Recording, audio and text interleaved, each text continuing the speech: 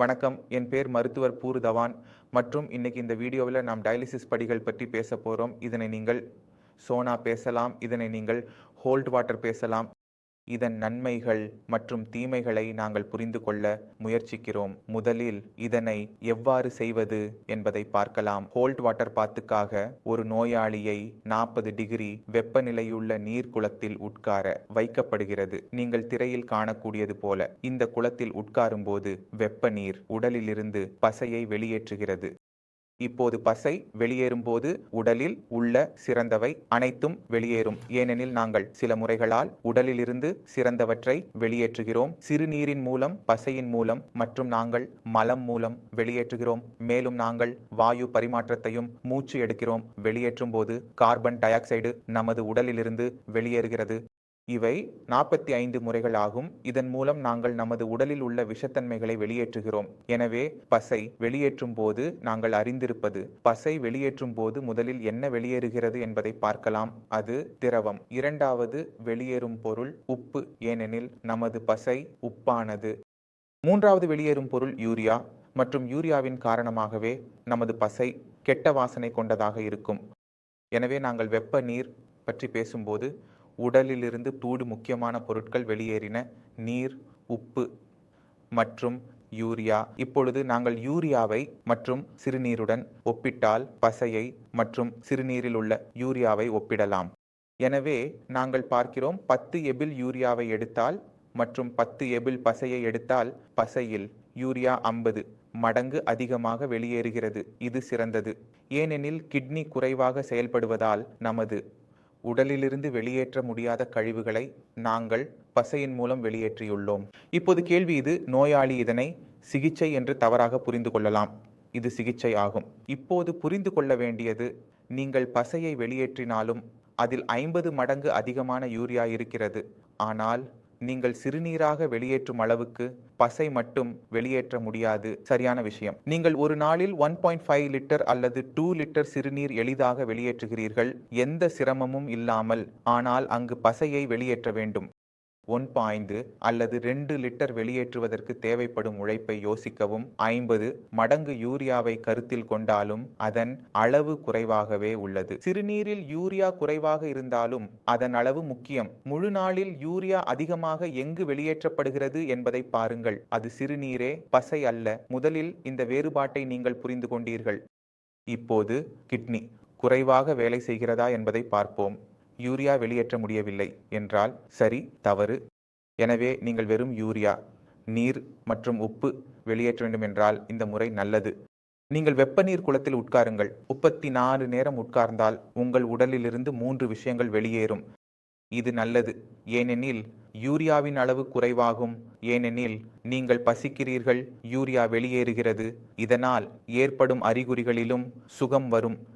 யூரியாவால் ஏற்படும் அறிகுறிகள் என்னவாக இருக்கின்றன? வாயிலிருந்து கெட்ட மனம் வருவது, உணவுக்கு ஆர்வமின்மை, எடுப்புணர்வு, வலி இருக்கிறது. அதனால் இது யூரியா வெளியேறும் போது நீங்கள் இந்த அனைத்து விஷயங்களில் சாந்தி காணலாம்.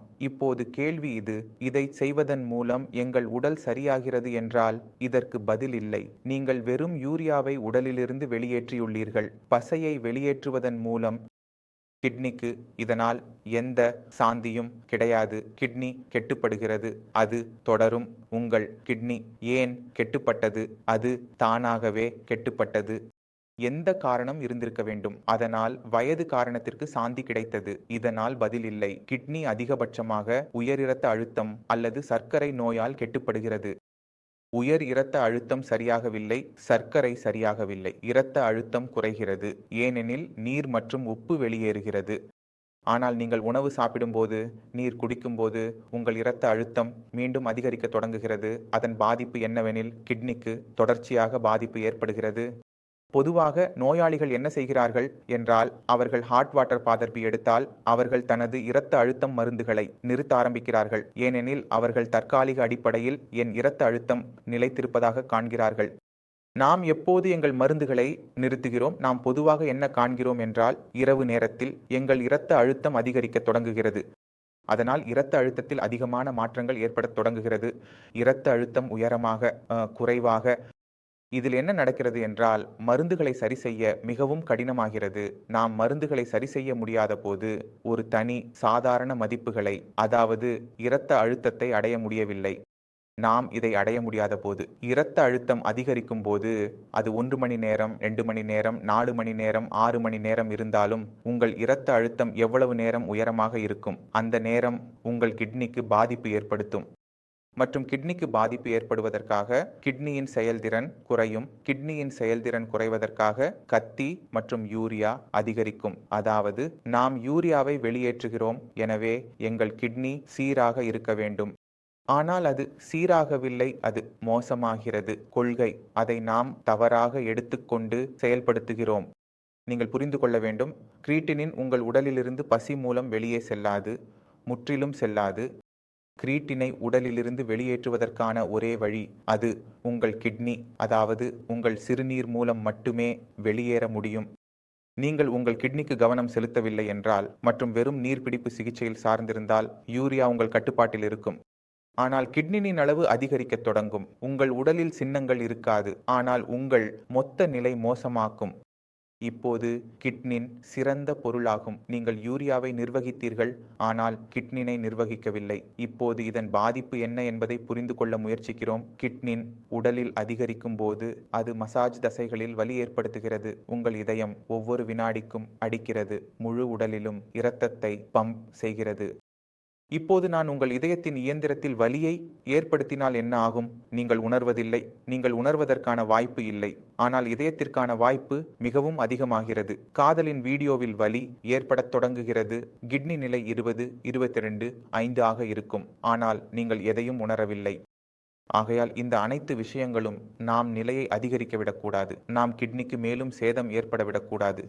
ஆகையால் நாம் முற்றிலும் அடிப்படைகளுக்கு செல்கிறோம். இதை பற்றி உங்கள் மனதில் கேட்டிருந்தீர்கள். முதலில் என்ன செய்ய வேண்டும் என்றால், உங்கள் இரத்த அழுத்தம் மற்றும் சர்க்கரை அளவை கட்டுப்பாட்டில் கொண்டு வருங்கள். ஒரு முறை அது கட்டுப்பாட்டில் வந்தால் உங்கள் பாதிப்பின் பாதி முடிவுக்கு வரும். இரண்டாவது, நாம் யூடியூபில் மக்கள் கிட்னி மீண்டும் செயல்படுகிறது என்று கூறுவதை அடிக்கடி காண்கிறோம். ஆனால் உண்மையான விஷயம் என்னவென்றால், கிட்னி எப்போதும் மீண்டும் செயல்பட முடியாது. கிட்னி தனது செயல்பாட்டின் திறனை அதிகரிக்கலாம். இதனால் ஒரு மனிதன் தனது கிட்னியை மற்றொருவருக்கு அளித்தால் கிட்னி 1 ஆகிவிடும். அதற்கு பிறகும் கிட்னி நிலை ஏன் அதிகரிக்கவில்லை அப்படின்றால், கிட்னி தனது செயல்பாட்டின் திறனை அதிகரிக்கிறது மற்றும் செயல்பாட்டின் திறனை அதிகரிக்க அது தனது அளவையும் அதிகரிக்கிறது. ஆகையால் கிட்னியின் இந்த திறனை நாம் ஒவ்வொரு கிட்னி திரைப்படத்தில் நோயாளியில் பயன்படுத்த வேண்டும். இதனால் அது தனது செயல்பாட்டின் திறனை அதிகரிக்கிறது மற்றும் செயல்பாட்டின் திறன் அதிகரிக்கும் போது மேலும் யூரியா குறைய தொடங்குகிறது. நீங்கள் சில நோயாளிகளை சந்திக்க வேண்டும் என்று விரும்புகிறேன். அவர்களின் அறிக்கையால் நீங்கள் மிகவும் தெளிவாக புரிந்து கொள்ளலாம் மற்றும் விஷயங்களை புரிந்து கொண்டால் நமக்கு நல்ல பதில் கிடைக்கும். எனவே என்ன சொல்ல விரும்புகிறேன் என்றால், ஹாட் வாட்டர் தெரபி தவறு இல்லை, ஆனால் அது நோயாளி அதில் சார்ந்திருப்பதற்கேற்ப அதிக பயனுள்ளதாக இருக்காது. ஹாட் வாட்டர் தெரபி குளிர்காலத்தில் மிகவும் நல்லது. எப்போது நமக்கு ஒருபோதும் பசிக்காது, ஆனால் வெப்ப காலத்தில் வெப்பம் அடிக்குமா என்பதற்கான வாய்ப்பு அதிகமாக இருக்கும். எனவே அதை வெப்ப காலத்தில் செய்யக்கூடாது. அதன் பயன்கள் மற்றும் பாதிப்புகளை புரிந்து கொண்டு எந்த ஒரு தெரபியையும் செய்ய வேண்டும். அதை தனியாக செய்யாமல் மருத்துவரின் உதவியுடன் செய்ய வேண்டும். அது மிகவும் நல்லது. இதற்காக நான் இன்று உங்களிடம் விடைபெற விரும்புகிறேன். அடுத்த வீடியோவில் சந்திப்போம். அப்போது வரை வணக்கம்.